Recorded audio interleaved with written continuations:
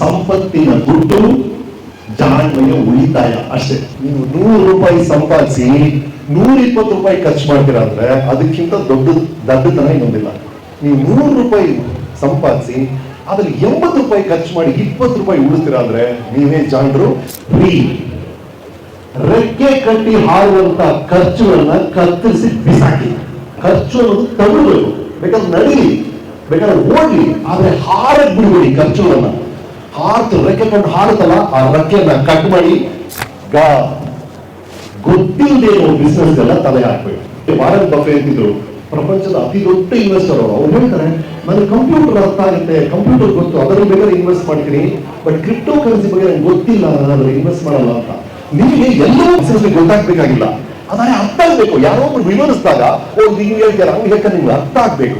ಅಥವಾ ಅಟ್ಲೀಸ್ಟ್ ಗೊತ್ತಿರ್ಬೋದು, ವ್ಯಕ್ತಿಯಲ್ಲಿ ಇರಬೇಕು ನಿಮಗೆ. ಮನಃಶಾಂತಿಯಿಂದ ದೊಡ್ಡ ಬ್ಯಾಂಕ್ ಬ್ಯಾಲೆನ್ಸ್ ಇನ್ನೊಂದಿಲ್ಲ. ಗಳಿಕೆಯ ಓಟದಲ್ಲಿ ಮನಃಶಾಂತಿಯನ್ನ ದಯವಿಟ್ಟು ಕಳ್ಕೋಬೇಕು.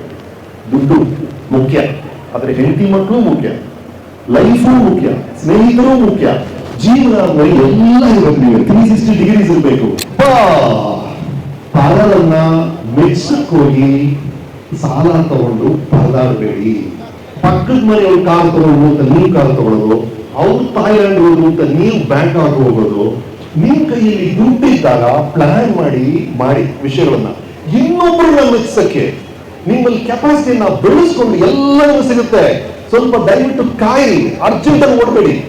ಒಂದು ಆಟೋ ಹಿಂದೆ ಬಂದಿದ್ದ, ಅತಿ ವೇಗ ತಿಥಿ ಬೇಗ ಅಂತ.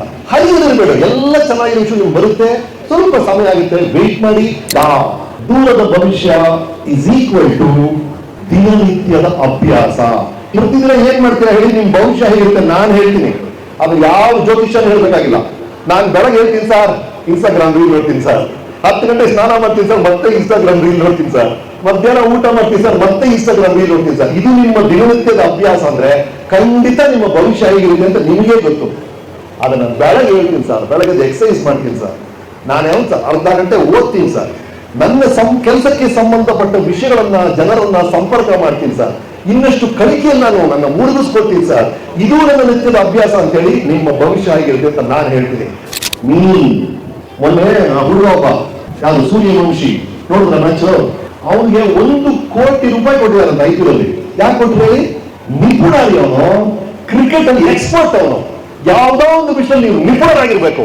ನೀವು ಎಷ್ಟು ನಿಪುಣರಾಗಿರ್ತೀರೋ ಅಷ್ಟು ಗಳಿಕೆ ನಿಮ್ದಾಗುತ್ತೆ. ದಯವಿಟ್ಟು ಯಾವುದೋ ಒಂದು ವಿಷಯದಲ್ಲಿ ಎಕ್ಸ್ಪರ್ಟ್ ಆಗಿ. That is me and of course coming back to again ಶುರು ಮಾಡಿದ್ವಿ. ಸಂಪತ್ತು ಅನ್ನೋದು ಒಂದು ಮನಸ್ಥಿತಿ ಅಷ್ಟೇ.